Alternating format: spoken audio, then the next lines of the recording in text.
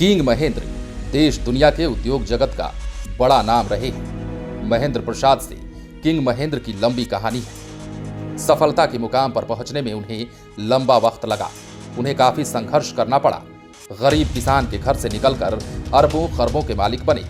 आज उनकी company Aristo pharma देश दुनिया की टॉप मोस्ट दवा कंपनियों में शामिल है। हालांकि किंग महेंद्र अब इस दुनिया में नहीं है, लेकिन जिस तरह वो सफलता के मुकाम पर पहुंचने के बाद भी बिहार की धरती और जहानाबाद की माटी से जुड़े रहे, ये महसूस करने की चीज़ है। और यही वजह रही कि जब उनका पिछले साल 27 दिसंबर को दिल्ली में निधन हुआ तो उनके पैतृक गांव गोविंदपुर के कई घरों में चूल्हे नहीं जले थे। बिहार के लोगों को वे खोज खोज कर नौकरी देते थे। ऐसे में बड़ा सवाल उठता है कि क्या बिहार के निवेशक किंग महेंद्र बन पाएंगे, उनकी राह पर चल पाएंगे, अपनी माटी के लिए कुछ कर पाएंगे। दरअसल बिहार के निवेशकों के लिए ये बड़े सवाल इसलिए भी हैं कि कल ही यहाँ के उद्योग मंत्री ने कहा था कि मुख्यमंत्री नीतीश कुमार और उप मुख्यमंत्री तेजस्वी यादव के नेतृत्व में बिहार में उद्योग का तेजी से विकास हो रहा है। उन्होंने उदाहरण देते हुए कहा कि मधुबनी हमारा गृह जिला है, लेकिन इसके पहले उद्योग के नाम पर इस जिले में 1 रुपया भी नहीं खर्च हुआ था, लेकिन उनके आने के बाद 22 करोड़ रुपए का आवंटन हुआ है। नीतीश कुमार बेसिकली इंजीनियर हैं और उनके डायरेक्शन के बाद अब सीनियर अधिकारी भी यहाँ के उद्योग के बारे में सोचने लगे हैं। उन्होंने दूसरों राज्यों में उद्योग लगाने वाले बिहारी मूल के निवेशकों से अपील भी की है कि आप अपनी मिट्टी से जुड़िए, यहाँ के लोगों को नौकरी दीजिए। दूसरे राज्यों में 1000 बिहारियों को नौकरी देते हैं, यहाँ 50 लोगों की भी तो नौकरी दीजिए।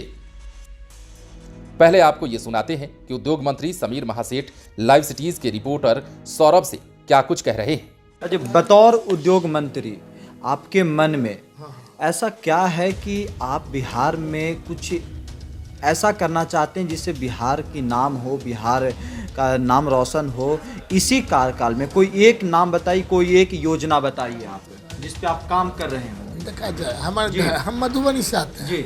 हमने क्या कहा, मधुबनी पेंटिंग जी विश्वविख्यात है जी। अवार्ड्स भी मधुबनी पर आप देख लीजिए ढेर सारे मिले हैं जी। पूरे दुनिया में कहीं अवार्ड इतना नहीं मिला होगा किसी आर्ट पर उतना मधुबनी को मिला है। तो आपने सुना कि बिहार के उद्योग मंत्री समीर महासेठ क्या कह रहे हैं। वे साफ कह रहे हैं कि दूसरे राज्यों में फैक्ट्री खोलने वाले बिहार के निवेशक को अपने राज्यों के बारे में भी सोचना चाहिए। उन्हें बिहार के लोगों के बारे में भी मनन करना चाहिए, उस पर मंथन होना चाहिए, ताकि अपने राज्य का विकास हो, यहाँ के लोगों का भला हो। बता दें कि बिहार में अभी महागठबंधन की सरकार है और 9 अगस्त के पहले यहाँ एनडीए की सरकार थी। तब बिहार के उद्योग मंत्री शाहनवाज हुसैन थे। उन्होंने भी बिहार में निवेशकों को लाने के लिए काफ़ी मेहनत की थी। इसके लिए आपको थोड़ा फ्लैशबैक में लेकर चलते हैं। शाहनवाज हुसैन उद्योग मंत्री बनते ही बिहार में इंडस्ट्री का जाल बिछाने में जुट गए थे। वे कह भी रहे थे कि बिहार को इंडस्ट्री का हब बना देंगे। आपको याद होगा जिस दिन बिहार में एनडीए की सरकार गिर रही थी, उस दिन भी वे दिल्ली में इन्वेस्टर्स भवन उद्घाटन कर रहे थे। उनके साथ दुर्भाग्य ये रहा कि दिल्ली में जब वे थे तो मंत्री थे और फ्लाइट से पटना के लिए चले तो पूर्व मंत्री हो गए। लेकिन सियासी गलियारे को पता है कि वे सियासत से इतर बिहार के नौजवानों की आंखों में उम्मीद की किरण देख रहे थे, उसे पूरा करने के सपने देख रहे थे। उद्योग और रोजगार के लिए वे अपनी पूरी ताकत झोंक चुके थे। इतना ही नहीं, शाहनवाज हुसैन पूरे देश में घूम घूम कर इन्वेस्टर के पास जा रहे थे। कोई दिक्कत भी नहीं थी। वे उनसे आग्रह कर रहे थे कि एक बार तो आइए बिहार और बेचिए ही नहीं, बल्कि बिहार में प्रोडक्ट को भी बनाइए। एनडीए की सरकार गिरने के बाद पॉलिटिकल एक्सपर्ट भी कहने लगे थे कि बेशक लोगों को उद्योग मंत्री शाहनवाज हुसैन की याद आएगी। उनके कार्यकाल में बेगूसराय और पूर्णिया में करोड़ों का काम हुआ। खासकर Shahnawaz Hussain plug and play को लेकर काफी उत्साहित थे और सरकार गिरने के महज 1.5 माह पहले उन्होंने विधानसभा में इसकी जानकारी भी दी थी। लेकिन अब बिहार में उद्योग मंत्री समीर महासेठ बने हैं। मुख्यमंत्री की कुर्सी पर नीतीश कुमार काबिज हैं।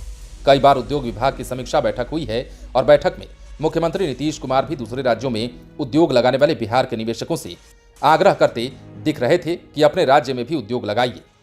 बाहरी निवेशकों से भी उन्होंने आग्रह किया है कि वे यहाँ उद्योग लगाएं, सरकार हर सुविधा मुहैया कराएगी। उद्योग मंत्री समीर महासेठ ने कल भी आग्रह किया कि दूसरे राज्यों में उद्योग लगाने वाले बिहार के निवेशक यहाँ आएं। ऐसे में बरबस ही लोगों को किंग महेंद्र याद आएंगे।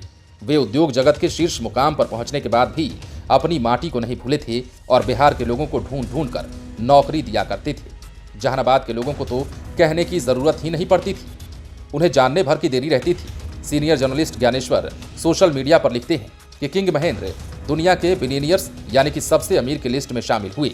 एरिस्टो फार्मा को उन्होंने अपने भाई के साथ मिलकर देश की टॉप 10 फार्मा कंपनी बनाई और इससे भी बड़ी बात ये कि पूरे देश में बिहारियों को और विशेष रूप से जहानाबाद गया के लोगों को नौकरी दी।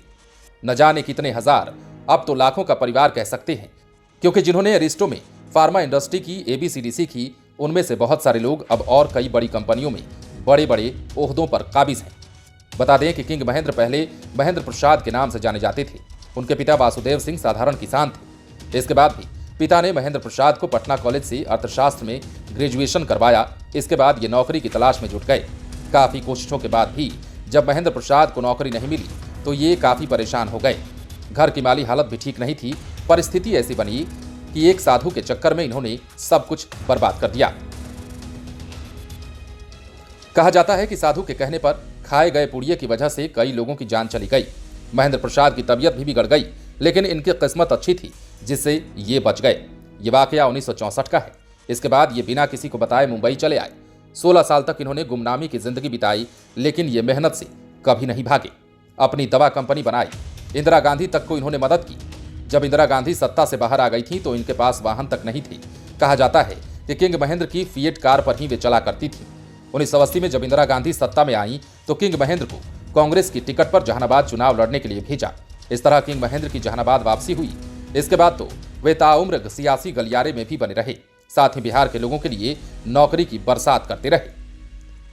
बहरहाल एक्सपर्ट भी मानते हैं कि किंग महेंद्र बनना आसान नहीं है, लेकिन उनकी राह पर चला ही जा सकता है।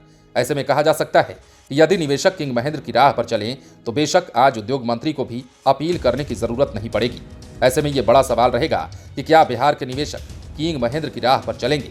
यदि ऐसा होता है तो किंग महेंद्र के प्रति सच्ची श्रद्धांजलि इससे बढ़कर कुछ और नहीं होगी। लाइव सिटीज के लिए पटना से राजेश ठाकुर की स्पेशल रिपोर्ट। यदि अब तक आपने हमारे YouTube चैनल को सब्सक्राइब नहीं किया है तो सब्सक्राइब कर लीजिए ताकि हम आपको खबरों से अपडेट रख सकें। अब देख लीजिए मखाना GI टैग मिला अभी 2 महीना पहले। खादी में उसी ढंग से है, तो कहीं खादी है तो बुनकर से लेके फिनिश्ड गुड्स तक बने। लेदर इंडस्ट्री है तो स्टार्टिंग टू एंड तक वहाँ हो। तो 38 जिला में अलग अलग हम चर्चा करेंगे, घंटों चर्चा करना पड़ेगा तब जाके कंक्लूड करेगा। क्योंकि 38 जिला में हम लोग प्लान कर रहे हैं कि 1 न 2 हर एक जिला में ऐसा चीज़ है जो एक्सपोर्ट ओरिएंटेड है, तो हमें एक्सपोर्ट ओरिएंटेड भी बनाना है। और जो रोजी रोजगार पूरे देश में है उनको भी अपने बिहार में लाना है, अपने परिवार के साथ रखना है। और जो उतना पैसा रेमिटेंस कर रहे थे बिहार में अपने घर को, उससे डबल रेमिटेंस जो बिहार के रहने वाले हैं, बिहार के बाहर रोजगार करते हैं, उनको आप वापस बिहार बुलाना चाहते हैं। जी हाँ, जी हाँ।